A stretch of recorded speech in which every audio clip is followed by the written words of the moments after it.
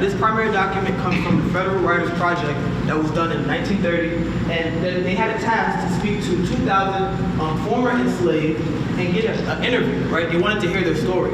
Now this is very powerful because this is actually the first time that we actually hear the stories of formerly enslaved people, and they get to tell their own stories and have a sense of agency. Because before that, a lot of people were speaking for them, right? But this is how we actually hear from their mouth the experience that they went through, okay? So as we go through these documents, what I want us to do is identify the different forms of resistance, whether it's a small resistance, covert resistance, or a huge overt resistance. And it fights the notions against slavery in which, you are property, you can't fight back, you are mine. But no, she fought by, scratching his face and everything. That she knows what could happen to her for still resisting, but she does it anyway. Am I getting credit for my graduation? If you don't do it here, you're gonna take on for homework. Yeah, that's all I All want right, to take on know. for I'm homework. not doing that for free. I'm with the mayor. Unless we're all straight and honest with each other, we won't be strong as a society or strong as individuals. And if we are, on the other hand, we will be. We will be the best nation we can be. And I'm incredibly proud to be here, Mayor, with you. Yep. I just want to say thank you to the teacher here, superintendent, obviously the principal, all of the kids for being engaged here. I think it's appropriate. When I first saw the slavery thing when I came, I said, this is pretty typical, but it's very relevant because even at the Super Bowl, the announcer goes, there's 2 black quarterbacks here, and the interesting thing is that it's Abraham Lincoln's birthday, and that really is like undermining what you're talking about here. Yeah. That Abraham Lincoln kind of is the father of black history, or letting slaves go, but the idea that the fight against slavery came from slaves themselves is very, very, very important. So I credit you, and I appreciate the discussion on that. The way you're taking it is right on the money. Thank you, I appreciate it. Mayor, can I add what I said to Mr. Blackman? Yeah. It's shocking, and we were having this conversation, my new best friend here, that for decades after the end of slavery, the narrative, the historical narrative was passivity, Right. property, submission, when in fact only when you started to get original documents and interviews with actual slaves did the tide turn. You realize there was fierce resistance, both big and small. That story is not well known Right. by the American people, which is another reason we got to tell the whole darn story to everybody, young and old. So we made an announcement today that unlike some other states in America that are going against telling the complete African American story, including of slavery and repression, New Jersey's going the other way. And I'm proud to say we're going from one high school currently, which is in Union County Vocational Technical School, which has, so we've got one African American AP credit high school right now. We're going to go to 26 for this upcoming academic year, which I got to believe, I haven't checked other states, I got to believe that puts us at the head of the class, I would think. And again, enough already of all this nonsense coming out of Florida and the college board completely getting rolled, apparently by Florida, and narrowing the story. We want to expand the story and tell the whole truth, nothing but the truth, even when it hurts. Our people of all races and ethnicities will be stronger for it. Our society will be stronger. Our country will be stronger and better for it, and that's why we're here. Mayor, do you want to add anything? No, I just want to thank the governor for coming to Science High and pushing this issue. Is incredibly important, as he stated, not just for African Americans, but all Americans, to understand the history of this country in its infancy and where we are today and how much further we have to go. Amen. A journey not yet nearly complete. So with that, Brenda, I haven't seen you in several years, so you should chime in. That's not true. That's not true. Are you comfortable with the, I guess it's been called downgraded curriculum for this AP course? The fact that there have been some modern activist voices that are now relegated to special projects, I guess, footnotes, if you will. Yeah. I would like to hear from you too. I'm sure. And is this almost like drawing a political litmus test line in the sand here? Are we comfortable? Absolutely not. I'll speak for myself. I suspect I speak for the mayor. By the way, it's very personal. His dad got cut.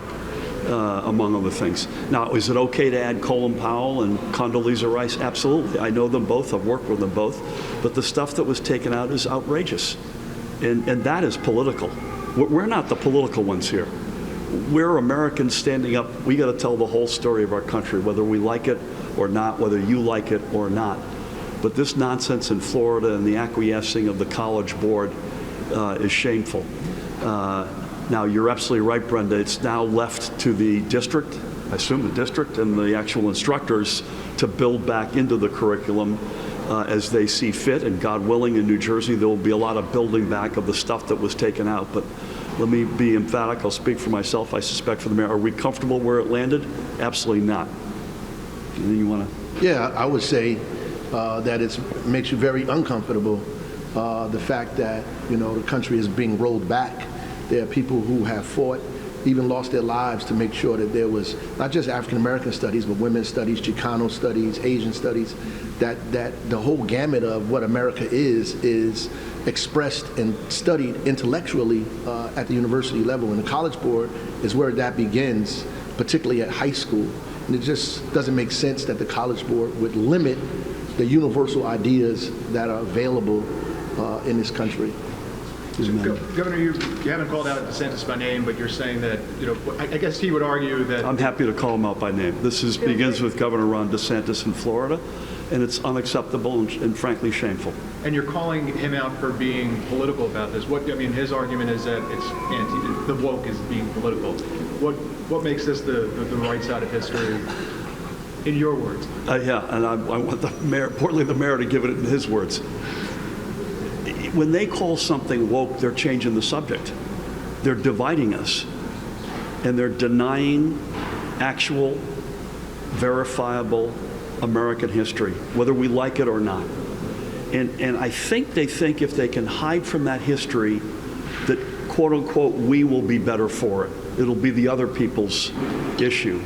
Again, I'm not trying to put words in the mayor's mouth, but I'm sure he's on this side as well. We believe the opposite.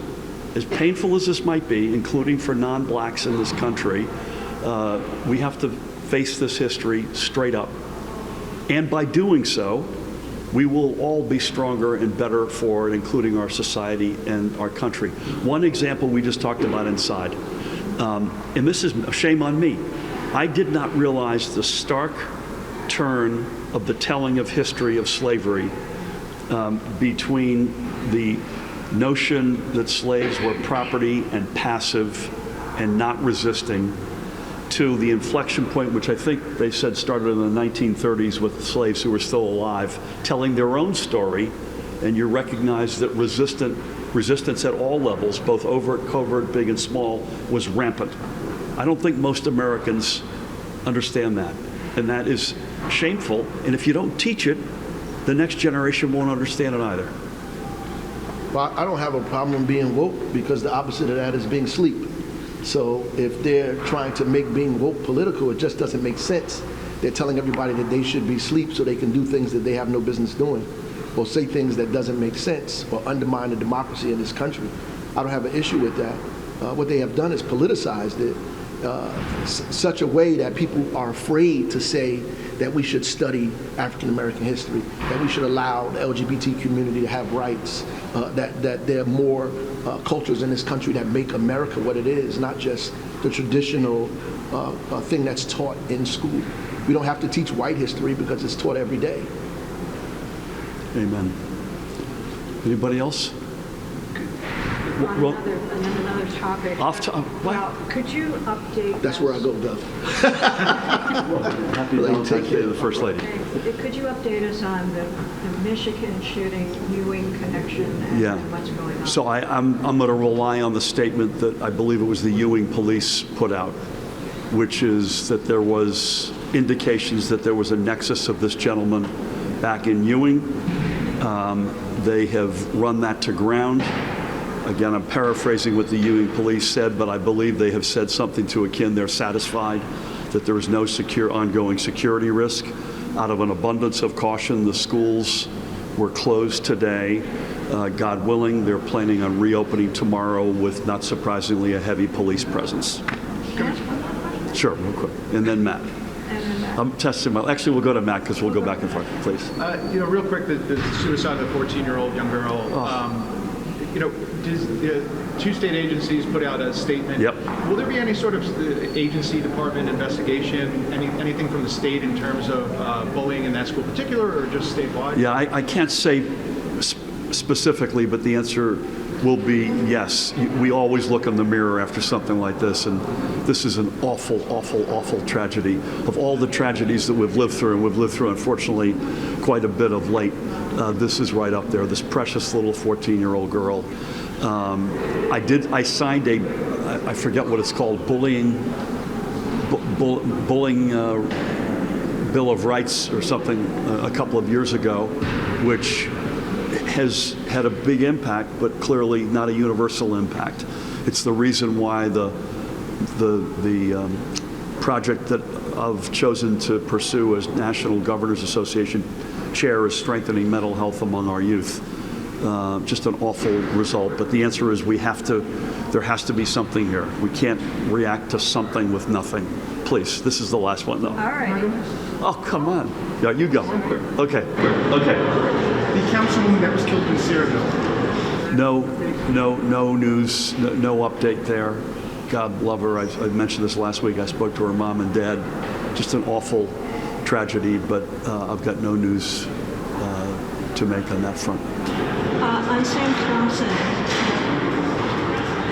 could you explain how you are embracing him into your caucus? What kind of message does that send to constituents in this town where they know he was a Trump delegate? Yeah. Sam is a friend, and he's been, I've had a very good personal, very respectful relationship with him, and I like him and his wife very much.